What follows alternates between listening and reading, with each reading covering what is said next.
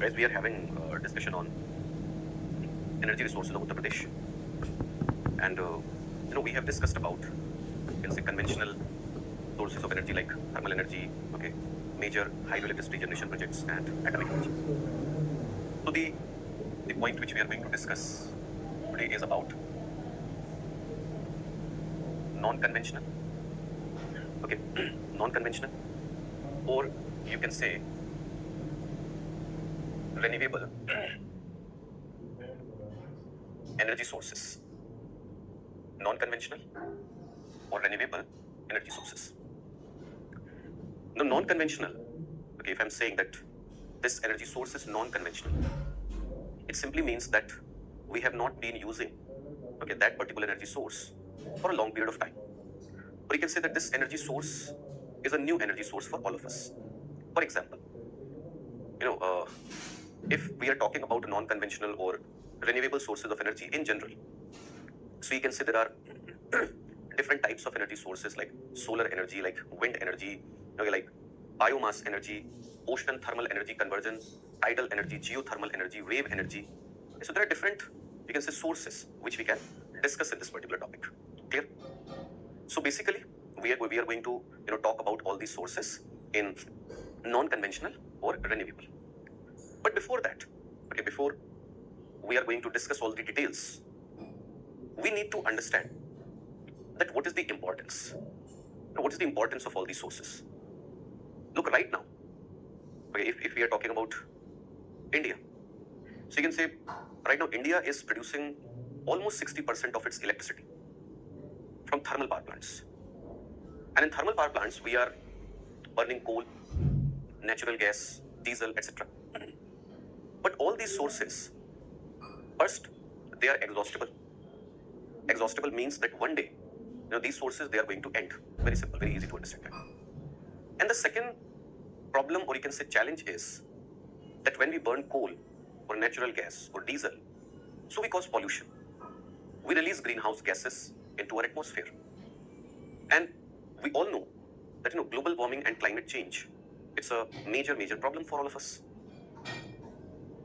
So the first thing is that if we are going to be dependent on these types of energy sources which are exhaustible okay, and which are pollution generating sources, which are contributing towards global warming and climate change, so you cannot say that this type of energy generation is a part of sustainable development. You cannot sustain your economic growth and development based on such energy sources. And we need to keep it in our mind that population is increasing. The number of people, whether you are talking about at global level, or you can say at the level of India, or if you're talking about UP, population is increasing. And apart from population, income level. So as population is going to increase, as per capita income is going to increase, as you can say the standard of life is going to improve, there is no doubt that there is going to be a rapid increase in energy consumption.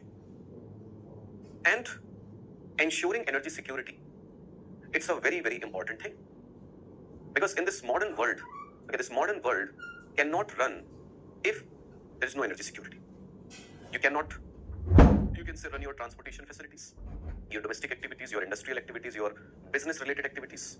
Each and everything is dependent on, uninterrupted supply of energy. So we have to ensure it. And how we are going to do that? Yes, we can understand that there is a lot of scope for exploration of new, you can say, coal reserves, new petroleum reserves.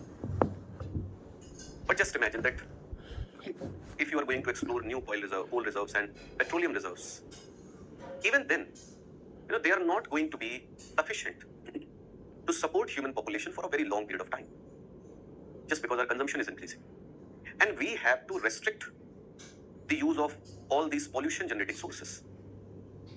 So there is a need, there is a requirement to search for those resources which are renewable in nature, which you can use again and again and again, okay, which are not going to end. They are inexhaustible in nature.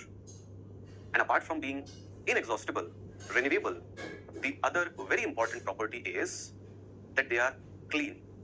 Okay, they are cleaner sources of energy. They are going to supply clean energy, okay, which is not going to emit, which is not going to release a lot of pollution. So you can say developing those energy sources which are renewable, which are inexhaustible, and which are eco-friendly in nature. It is very, very important, or you can say it is essential for ensuring sustainable development. So that is why we need to focus on these non-conventional or renewable energy sources. Okay? Now in UP, okay, in the context of Uttar Pradesh, there is an agency, UP NEDA. Now you can say that this agency is basically responsible for, okay, generation of non-conventional, or you can say renewable energy in Uttar Pradesh. Now if we are talking about UP NEDA, so this institution, okay, this agency, and UP NEDA is Uttar Pradesh Non-Conventional Energy Development Agency. Non-Conventional Energy Development Agency.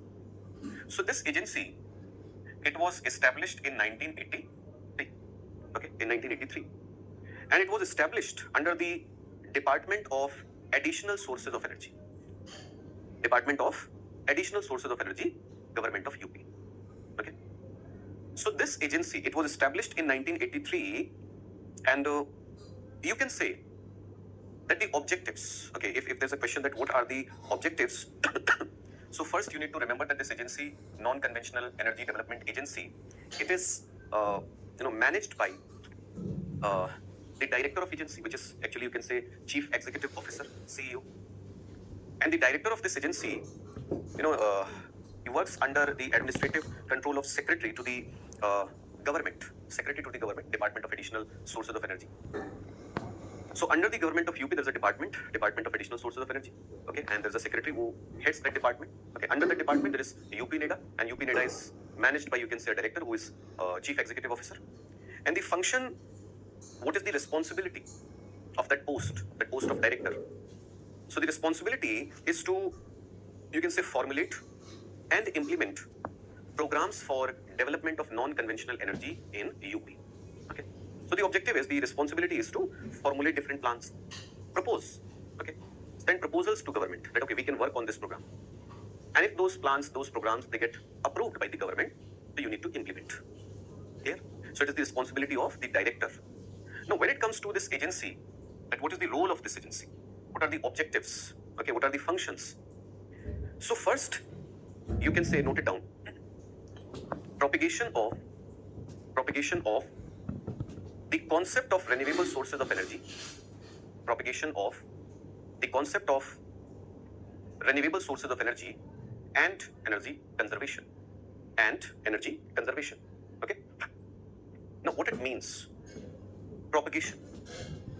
It simply means that this agency needs to make people aware, okay, that what are renewable sources of energy, okay, what are the benefits, what is energy conservation. अभी देखो, एक बड़ी simple सी चीज है.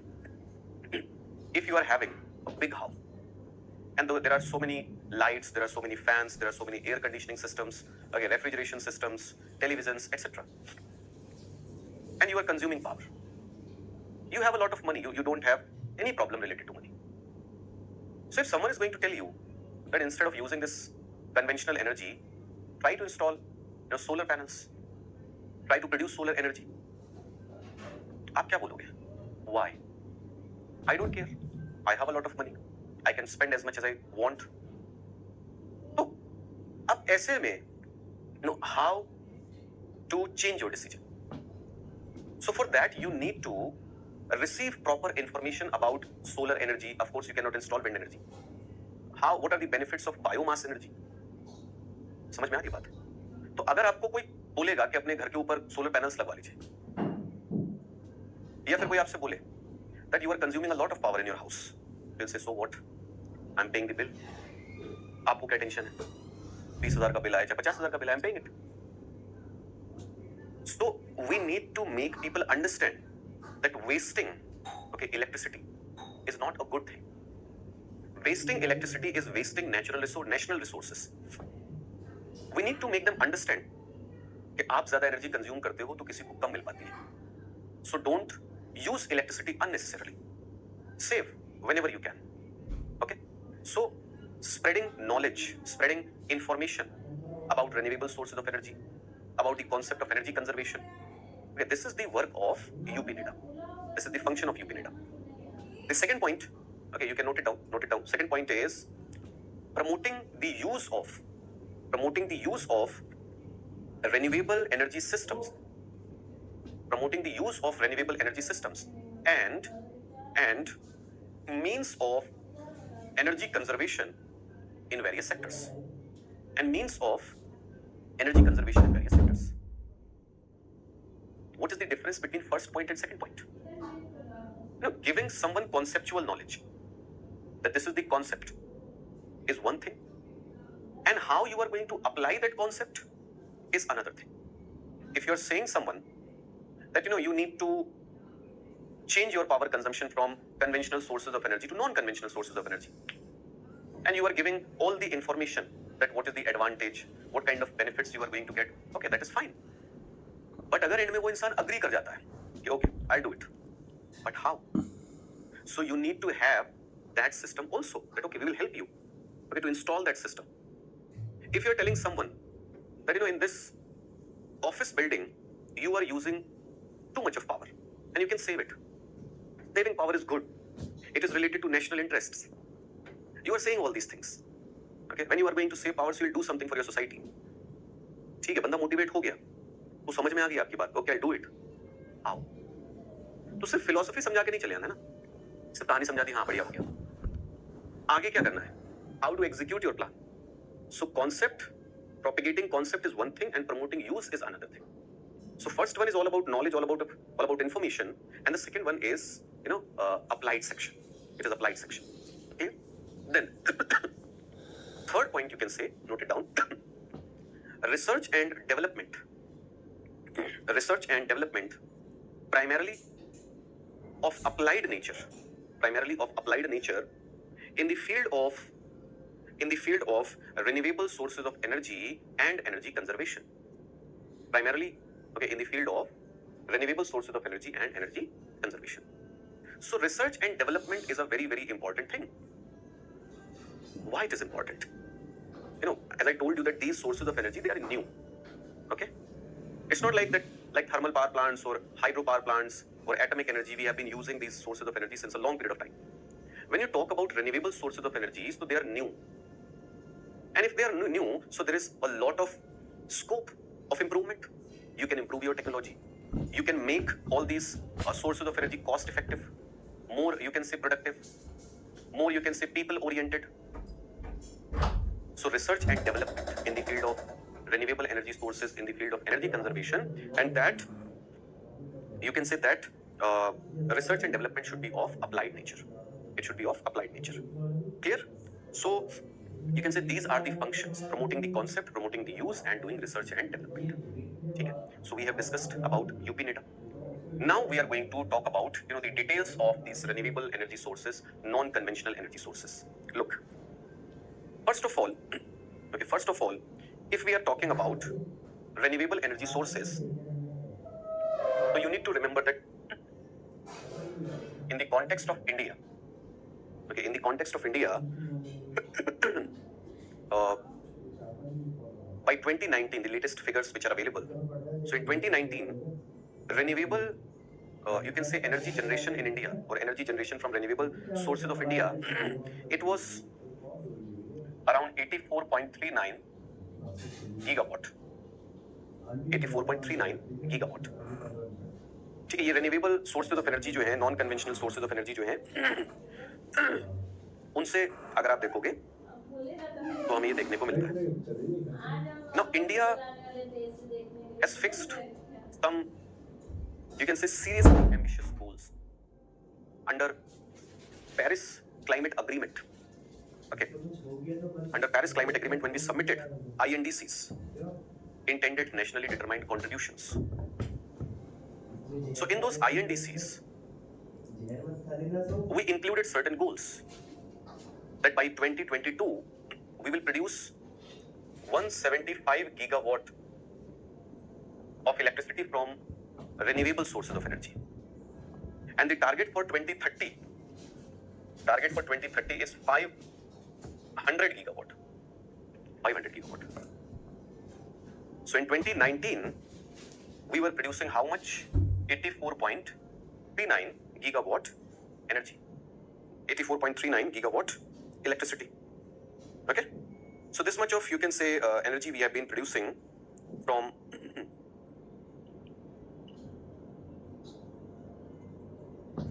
अब जहां तक देखिए बात है रिकॉर्ड्स की, तो जैसा कि आप देख रहे हो कि 2019 में हम लोग अगर 84 के आसपास थे, so there is a lot to do, है ना? अभी भी बहुत है जो हमें करना है, बिकॉज फॉरगेट अबाउट 22 और 23. If we are targeting 500 gigawatt of energy by 2030, so let's say that right now, okay, in 2023, let's say if we are producing 100 gigawatt of electricity from renewable sources, from non-conventional sources, so in next 7-8 years, okay, we have to add 400 gigawatt of electricity. 400 gigawatt. And it's going to be a big challenge. But this is the scenario. Now in 84.39 gigawatt of renewable electricity generation, you can say maximum contribution of around 37.28 gigawatt was from wind energy. Okay, it was from wind energy. So you can say in 2019, India was producing 37.28 gigawatt electricity by using wind energy. And this 37.28 is around, you can say, 43.6% of total electricity produced by renewable energy sources. On second number, okay, on second number there is solar energy. On second number there is solar energy. So the contribution of solar energy, it was around, you can say, 35.52 gigawatt. And 35.52 gigawatt is approximately, you can say, 39%. 39% of total electricity produced by renewable sources. After that, there is, you can say, biomass energy. Biomass energy. So the contribution of biomass energy is 9.94 gigawatt. 9.94 gigawatt, which is 11.4%. 11.4%.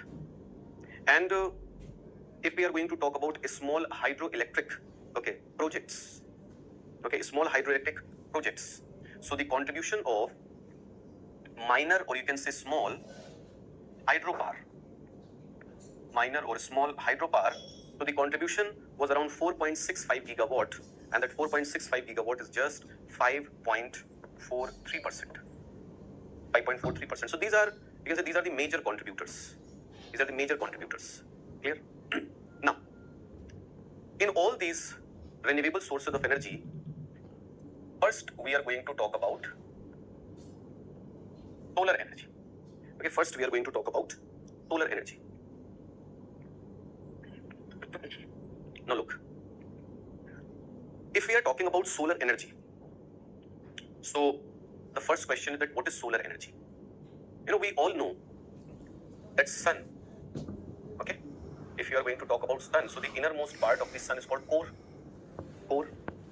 And in core, there's a process which is operating, and that process is nuclear fusion. That process is nuclear fusion. And in the process of nuclear fusion, hydrogen molecules are combining, okay, into helium. And this conversion of hydrogen into helium, you know, it is producing or it is generating energy. So at the center of the sun, in the core of the sun, there is energy generation, okay? And that energy generation is the result of nuclear fusion. Now the energy produced by the process of nuclear fusion, it reaches at the surface of the sun. And from the surface, energy gets released, okay? Energy gets released in the form of electromagnetic radiations. Energy gets released in the form of electromagnetic radiations. And these electromagnetic radiations, they are characterized by short wavelength and high frequency.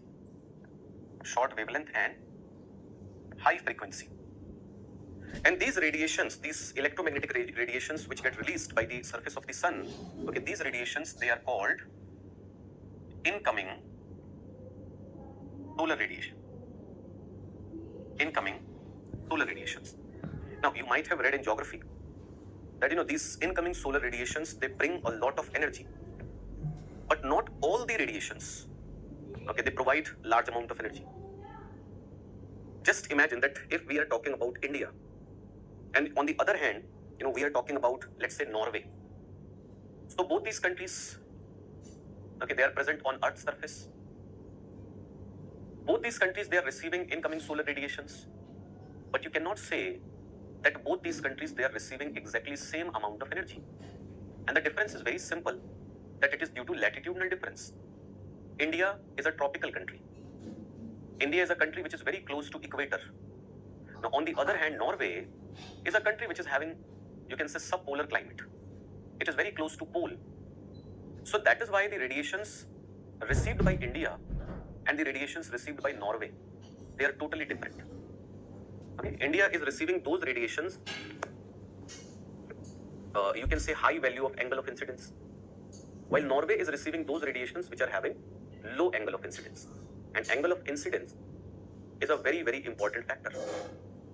कोई अगर आपसे पूछता है that what is angle of incidence, so you can simply say that when solar radiations, they fall on Earth's surface, so with Earth's surface they form an angle, and that particular angle is called angle of incidence. Now, when angle of incidence is 90 degree, okay, just imagine that if there is a radiation and that radiation is forming an angle of 90 degree, okay, with the surface of the Earth, so such radiations, they are called vertical radiations. They are called vertical radiations, and vertical radiations, they provide maximum energy. Maximum energy. And in tropical areas, like if I'm saying that India is a tropical country, so in all those areas which are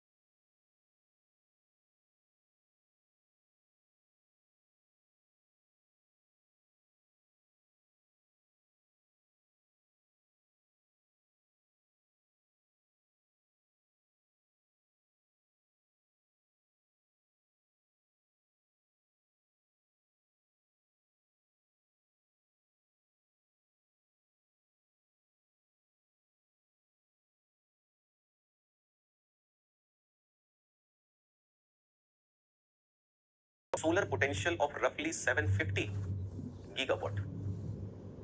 Of roughly 750 gigawatt. अगर India में अगर हम solar energy को develop कर लें तो we can produce maximum 750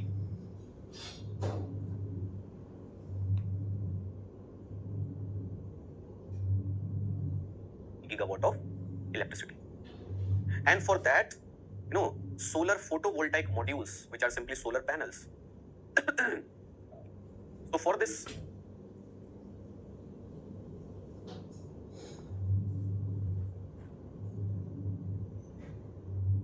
So for this 750 gigawatt electricity generation, we need to cover around 3% of India's wastelands by solar panels. तो India के जो wastelands हैं, अगर हम उनके 3% को solar panel से cover up कर दें, so we can produce 750 gigawatt of solar energy. This is the fact given by National Institute of Solar Energy. Clear? अब जहां तक बात है, so गवर्नमेंट ने ये बोला था, as per the data presented in Parliament, that as of October 2022,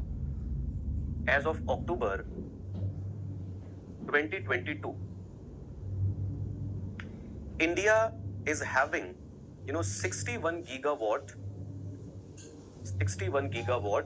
installed capacity of solar energy as of October 2022 is 61 gigawatt. Okay, 61 gigawatt. And I told you that the target was for 2022, the target for renewable energy segment was 175 gigawatt. And out of that 175, 100 gigawatt, was to come from solar energy. Just one minute, guys.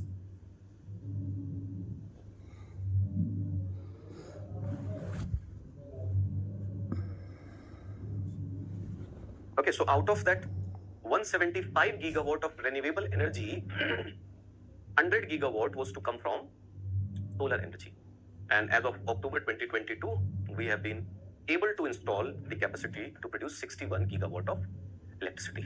Yes, we are lagging behind, but you can say that we will improve. Okay? और मैंने बोला देखो 2022 के लिए हमारा target था 175 gigawatt. The target for 2030 is 500 gigawatt. That by 2030 we are going to produce 500 gigawatt of electricity from renewable sources of energy. ठीक है? देखिए जहां तक बात है इंडिया की, so you can say India is on third number. Okay, when it comes to solar photovoltaic capacity, so India is on third number. Okay, and in terms of you can say overall installations, देखो एक चीज है new solar photovoltaic capacity. What is the capacity to produce new photovoltaic cells? So India is in third number. And when it comes to solar energy installation, how much solar energy installation is there? So India is on fourth number. Clear? अब जहां तक बात है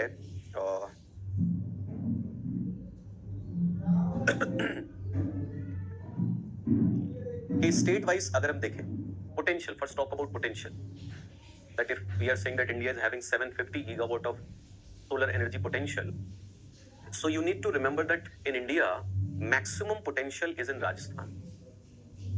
The potential of Rajasthan is 142 gigawatt of solar energy. On second number it is Jammu and Kashmir, which includes Ladakh. Okay, Ladakh. So Jammu and Kashmir including Ladakh, it is having the potential to produce 111 gigawatt of solar energy. 111 gigawatt. After that, you can say there is Maharashtra. Okay, after that there is Maharashtra. So Maharashtra is having around 64 gigawatt capacity. gigawatt, 64. And you can say it is followed by Madhya Pradesh. It is followed by Madhya Pradesh, MP. So these are the 4 political units which are having, you can say, highest or maximum, solar energy generation capacity. Okay, solar energy generation capacity. Now, if we are talking about these states which are producing maximum energy, so right now, at present, okay, you need to remember that Karnataka is on number 1. Okay, Karnataka is on number 1. So Karnataka is producing maximum solar energy right now, and the you can say total solar energy which Karnataka is producing is around 7,274 megawatt. Okay, 7,274, and it is followed by Rajasthan. It is followed by Rajasthan, which is producing around, you can say, 4,800 megawatt, 4,844 megawatt. Okay, then there is Tamil Nadu. Tamil Nadu, 3,788 megawatt, 3,788 megawatt. Then there is Telangana. Telangana, 3,620 megawatt. Telangana, 3,620 megawatt. And then there is Andhra Pradesh. Andhra, 3,559 megawatt. Okay. So these are, you can say, top 5 states in terms of solar energy generation in India. लेकिन जैसे हम लोगों ने बात की that okay, there is a lot of hope, there is a lot of, you can say, possibility when it comes to solar energy generation in India. और देखो इसी चीज को ध्यान में रखते हुए India knew that India is having a lot of potential.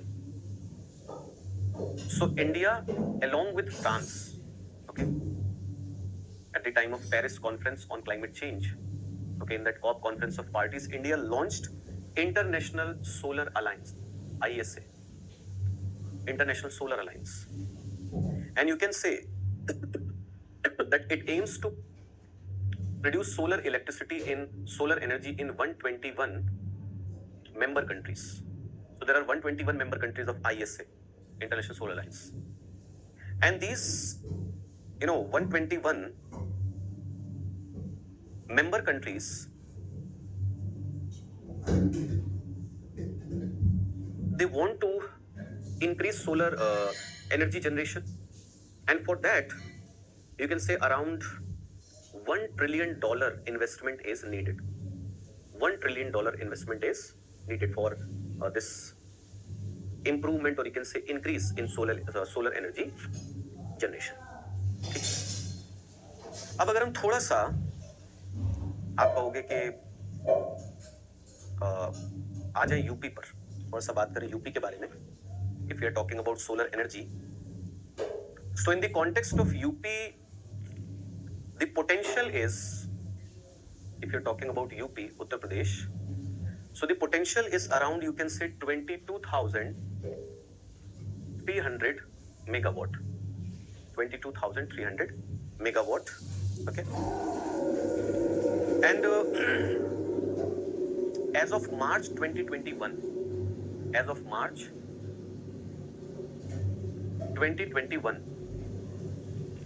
you can say UP was producing 1712 megawatt solar energy. 1712 megawatt solar energy. ठीक है, तो मतलब ये बहुत ज्यादा तो नहीं है. But there is one thing that to increase, you can say, solar electricity generation or solar energy generation, government of Uttar Pradesh has come up with Uttar Pradesh Solar Power Policy of 2017. So in the context of solar energy, we need to talk about UP Solar Power Policy of 2017. ठीक है, government ने इसको declare किया, and what are the objectives which are mentioned in this policy? So you can say the first one. Okay, the first one is encouraging participation of private sector. Encouraging participation of private sector and providing them investment opportunities. and providing them investment opportunities. So if we are talking about solar power policy, okay, और उसमें अगर ये चीज लिखी हुई है that we need to encourage, we need to motivate private players, okay, to come up with investment plans in the field of solar energy generation, and that is needed actually. देखो एक सिंपल सी चीज है that you cannot expect government to do each and everything. Okay, government, yes, I know that government की अगर हम बात करते हैं तो सबसे बड़ी एजेंसी वही है किसी भी कंट्री में। अगर आप बात करोगे, इंडिया में अगर आप बात कर लोगे, so there is no private company और देयर इज नो फर्म और there is no other person, okay, who is bigger than government. But जब आप कंपनीज की बात करते हो ना, so they have a specific area that if there is energy company तो वो सिर्फ एनर्जी सेक्टर में ही अपना काम करेगी। If there is textile company that is going to work in the field of textiles, but when it comes to government, so government needs to look at everything. Okay, तो सिर्फ एक field में funds बहुत ज्यादा allocate कर पाना, that's not possible, and that is why we need, private players, private investment. So this is one point. The second point is, you can say, supporting or support in providing environment friendly and affordable power for all. So this solar power policy, it says that government will support, okay, in providing environment friendly, because solar power generation is environment friendly and affordable. Yes, the constraint is that installation is expensive, initial investment is expensive. ठीक है, अगर आप 5 kilowatt तक installation कराओगे तो लगभग 3-4 लाख का खर्चा आपका आ जाएगा।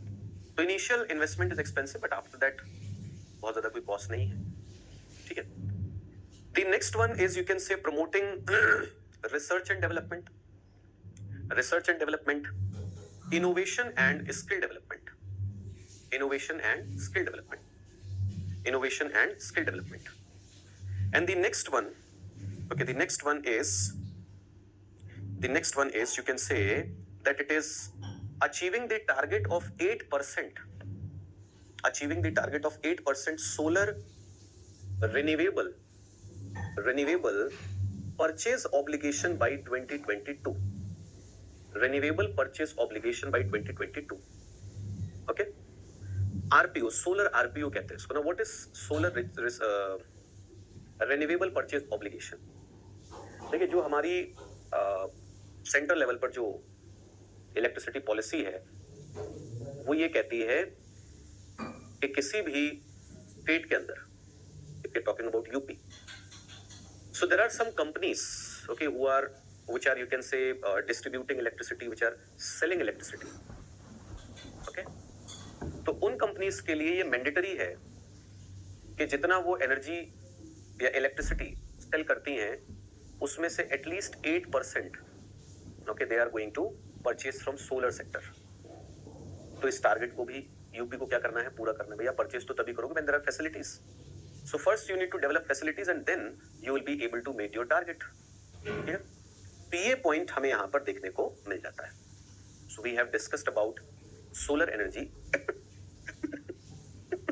And now we are going to talk about, you can say, wind energy.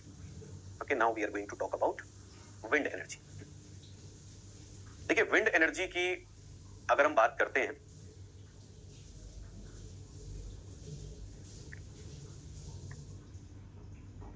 and first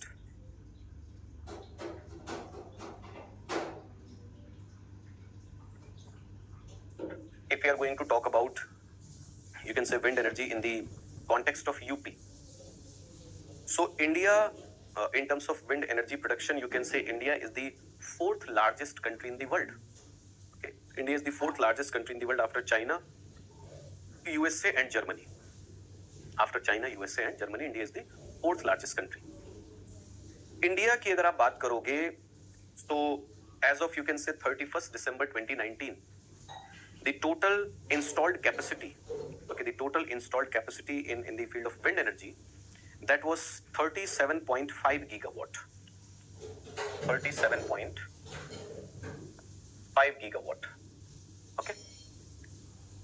Now you can say prospective capacity. Prospective. That what are the prospects? What are the possibilities? So the prospective capacity of wind energy generation in India is around 50,000 megawatt. Okay, so it is around 50,000 megawatt. Now, if we are talking about wind energy generation in India, so in India, wind energy generation, in terms of wind energy generation, Tamil Nadu is the leading state. Tamil Nadu is the leading state and it is producing around, you can say, 24.75%. It accounts for around 24.75% of total installed capacity. Total installed capacity. Okay? You can say highest number of windmills. The highest number of windmills in the world. The highest number of windmills in the world. Okay, they have been installed in Mupandal. In Mupandal. Mupandal is, you can say, near Kanyakumari in Tamil Nadu. Mupandal is near Kanyakumari in Tamil Nadu. So the highest number of windmills, they have been installed in Tamil Nadu.